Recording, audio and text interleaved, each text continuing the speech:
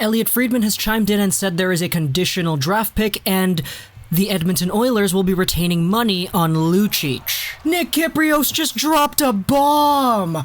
Oh man, the hockey world is alive. Ladies and gentlemen, we have ourselves a trade. It's Milan Lucic, who has waived his no-trade clause to go to the NHL's Calgary Flames in exchange for James Neal. That's crazy! Oh my goodness, we have a 1-for-1, a Neal for Lucic trade.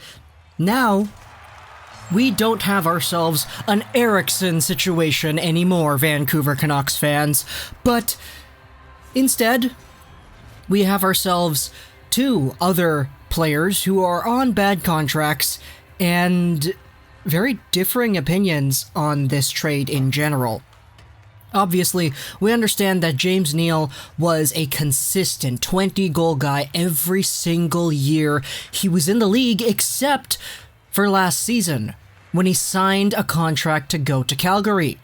Lucic, on the other hand, he's been on the decline for a while, and it's just really interesting just seeing how everything has played out thus far, because now we're in a position where a Neal for Lucic trade actually looks pretty alright, depending on who you ask, but obviously Lucic, he is 31, he had 20 points last season. James Neal is also 31, and he had himself 19 points last season. But if you're looking at this just from an overall career standpoint, James Neal is the more higher trade value piece, because he is removed from 40-point seasons with Nashville and Vegas before his 20-point affair with the Flames. Meanwhile, Lucic, he had 34 points 2 seasons ago, and 50 a few seasons ago, but Lucic has been on a decline that has been more noticeable and more pointed out than James Neal has.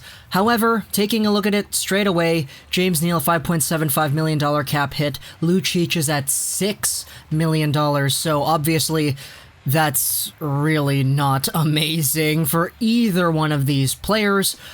Neal goes on until 2022-2023, and Lucic, of course, we all know Lucic, he goes on all the way until 2022-2023 as well.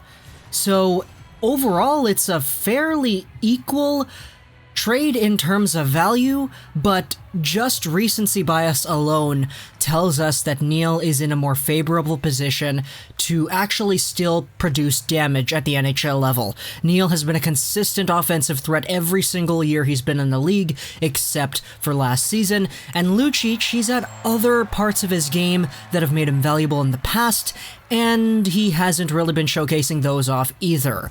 So overall, there's more to lose with a guy like Lucic, and overall there's more to potentially gain with a guy like Neal, but these are two guys that needed a change of scenery, and now they're swapped.